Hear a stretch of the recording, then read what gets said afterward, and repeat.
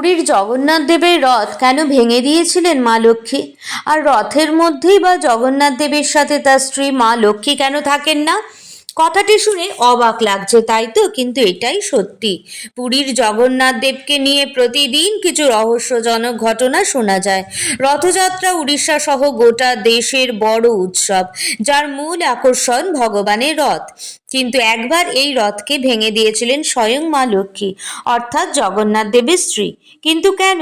জানলে আপনারা অবাক হবেন। তার জন্য পুরো ভিডিওটা দেখার অনুরোধ রইল।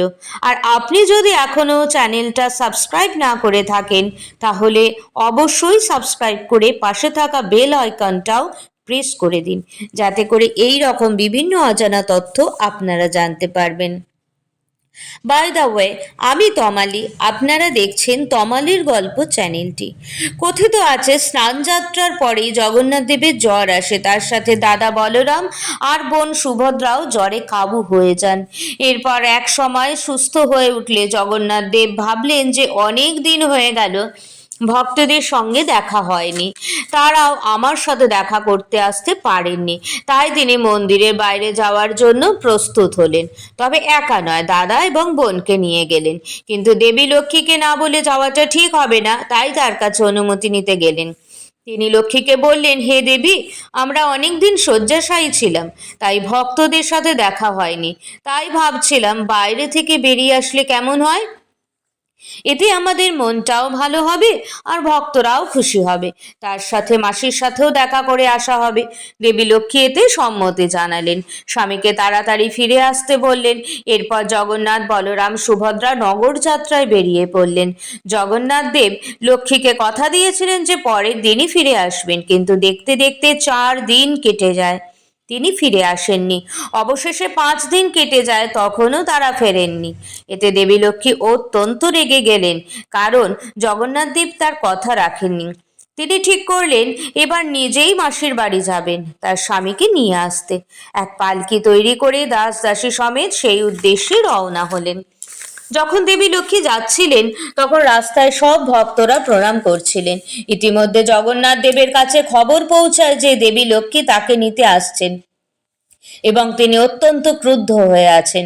তখন তার আদেশে মাসির বাড়ি অর্থাৎ গুন্ডিচা মন্দিরের দুয়ার বন্ধ করে দেওয়া হয়, যা দেখে দেবী লক্ষ্মী আরও রেগে যান। তিনি ভাবলেন জগন্নাথ দেব তার দাদা ও বোনকে এতটাই ভালোবাসেন যে আজ তার নিজের স্ত্রীকে হেয় করলেন। তিনি তার সেবকদের আদেশ দিলেন, জগন্নাথ দেবের রথের এক অংশ ভেঙে ফেলো। দেবীর আদেশ পেতেই তার সেবকরা জগন্নাথ দেবের রথের এক অংশ লাঠি দিয়ে পিটিয়ে ভেঙে ফেললেন। এরপর তিনি হীরাঘড়ি পথ নামে একটা আলাদা রাস্তা দিয়ে শ্রীমন্দিরে ফিরে এলেন। এই সুন্দর লীলাকে হীরা পঞ্চমী উৎসব নামে পালন করা হয়। আসলে এই ঘটনা ভগবান জগন্নাথ ও দেবী লক্ষ্মীর ভালোবাসার এক মূর্ত প্রতীক। কারণ ভালোবাসা থাকলে রাগ অভিমান থাকবে, যাকে উদ্দেশ্য করে বর্তমানে এই বিশেষ উৎসবটি পালন করা হয়, যার উল্লেখ পাওয়া যায় স্কন্দ পুরাণে।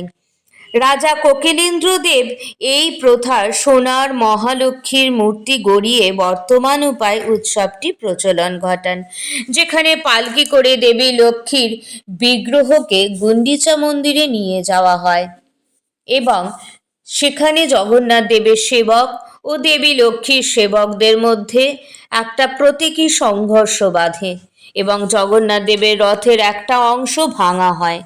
এই উৎসব দেখতে পুরীতে বহু লোকের সমাগম হয়।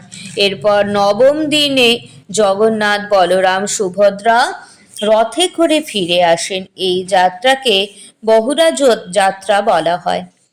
আজকের ভিডিওটা ভালো লাগলে লাইক করবেন এবং সবাইকে জানানোর জন্য আমার ভিডিওটা শেয়ার করে দেবেন। এই রকম তথ্য পেতে তমালির গল্প চ্যানেলটি সাবস্ক্রাইব করে রাখুন।